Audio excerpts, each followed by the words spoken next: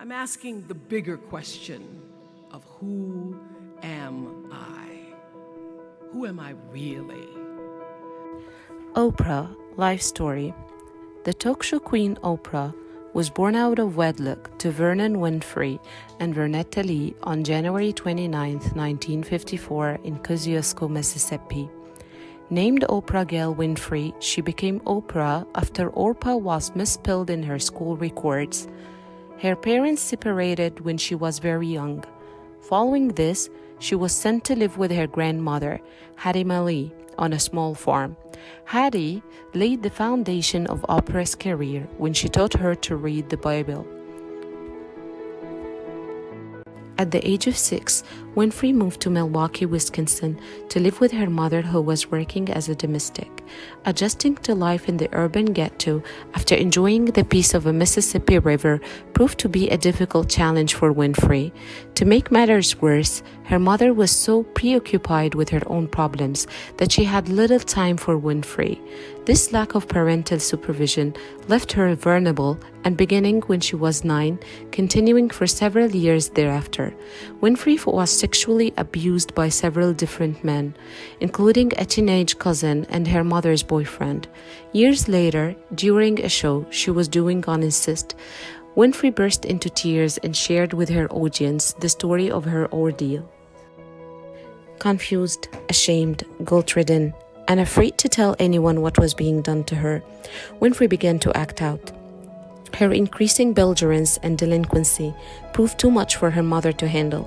She tried to put Winfrey in a detention center, but the institution didn't have enough beds.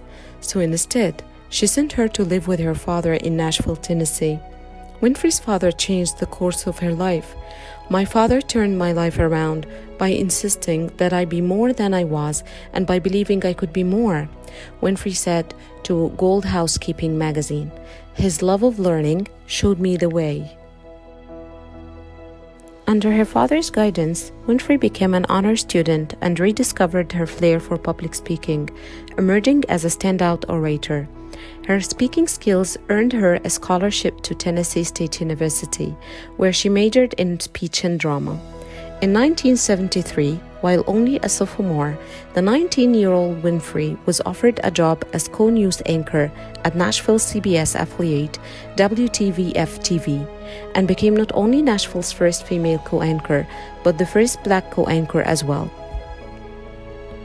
Inspired by her success at WTVF-TV, Oprah left college during her senior year to accept the position in Baltimore with WJZ-TV as co-anchor of the evening news. But she soon found that hard news wasn't truly her forte. Deeply empathetic, she had difficulty distancing herself from her work, often having to fight back tears while reporting stories that touched her. Unable to get past this emotional connection to her subjects, she was fired. Fortunately, a new manager at the station saw a way to make a virtue of Winfrey's reporting shortcomings. Phil Donahhue's nationally syndicated talk show had won a large following in Baltimore, and the manager wanted to tap the market with a local version. In 1977, People Are Talking aired with Winfrey as a co-host. Oprah had found her niche. Her uncommon ability to connect intellectually and emotionally with a wide variety of topics made the show an instant success. I came off the air, she says of her first show, and said to myself, this is what I should be doing. It's like breathing.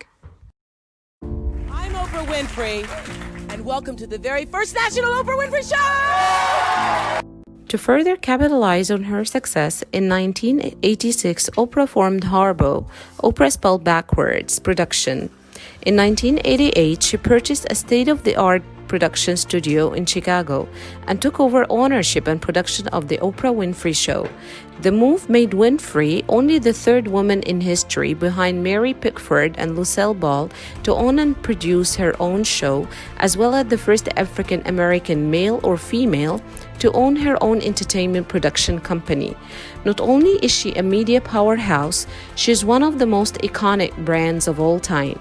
Oprah's net worth is estimated at $2.5 billion, and her influence has been rising exponentially since she set her mind to it back in the 70s. Even though she was the owner of a huge business empire, Oprah reportedly didn't even know how to read a balance sheet and didn't follow any corporate models. She had declined offers from many companies such as AT&T, Intel, and Ralph Lauren to be on their boards, stating that she didn't understand what she would do on their boards. Oprah was once reported to have hoarded $50 million in cash, which she called her personal back lady fund, as she was afraid of investing in the stock market, being totally ignorant about it. Oprah Winfrey is a living proof that the American dream is alive and well. The illegitimate daughter of a Mississippi sharecropper, she overcame poverty, parental neglect, sexual abuse, and racism to become one of the richest and most powerful women in the entertainment industry. Through sheer force of her personality and by simply being herself, she reinvented the talk show and still reigns as the undisputed champ of daytime television.